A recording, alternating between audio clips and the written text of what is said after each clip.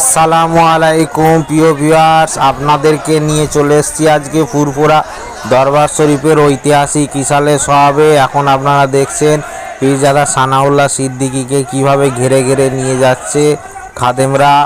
তারপরে আপনাদের দেখাবো যে জানাবো কেন হুজুরদেরকে ঘেরে ঘেরে নিয়ে যাওয়া হয়। এবার আপনাদেরকে নিয়ে চলে এসেছি পীরজাদা সানাউল্লাহ সিদ্দিকী ওমর সিদ্দিকীর বাড়িতে ইফতার মজলিসের জন্যে। আর এই পবিত্র ইসালে সব ইফতার মজলিসেতে এখন আমরা ইফতার করছি সানাউল্লাহ সিদ্দিকী হুজুরের বাড়িতে। ভিডিওগুলো কেমন লাগছে আপনারা কমেন্ট করে দেখাবেন, কমেন্ট করে জানাবেন। আর এইটা হচ্ছে হাজার হাজার মানুষ দিয়ে সানাউল্লাহ সিদ্দিকীর বাড়িতে ইফতার মজলিস চলছে।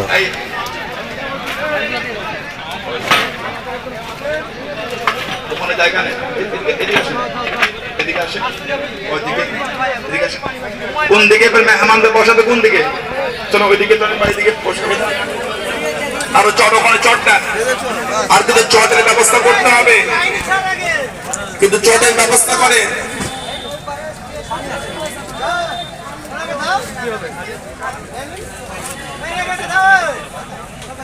নামাজ পাঠিগুলো সামনে থেকে গুটিয়ে নেবেন, একটু গুটিয়ে নেন। যারা খেদমত করবে ওর উপর পা দিয়ে দিয়ে যাবে, শরবত করে নিয়ে যায়, শরবত করে যাবে আস্তে আস্তে। ভাই এখানে কিছু এ দিতে হবে তো, এখানে শরবত দেন এখানে। আচ্ছা লাস্টে জগে করে দিয়ে দেবে না? ঠিক আছে, লাস্টে দইটা কই? দই এখানে কিছু দই দান উপরে, তো ভাই আছে, মশা ভাইরা আছে, দই দান কিছু। দেখেন ভাই এখানে চলে আসেন, আব্দুল্লাহ ভাই চলে আসেন, ভাই দলিতে বসলো হবে, এখানে বসতে হবে।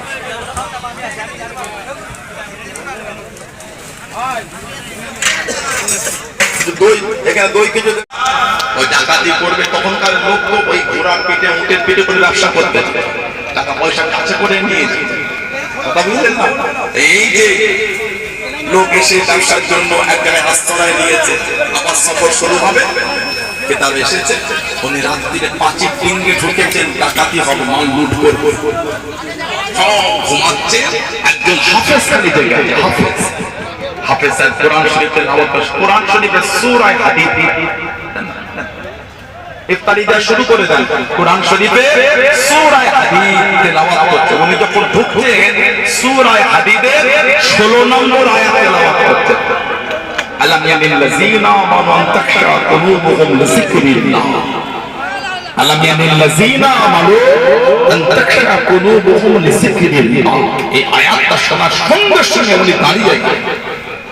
কিতাব এসেছে হুদায়ল বিন আয়াদ রাহমাতুল্লাহ, ওনার চোখ থেকে টপ টপ করে পানি পড়ছে, ডাকাতি করা ভুলে গেছে। সুবহানাল্লাহ বললেন না?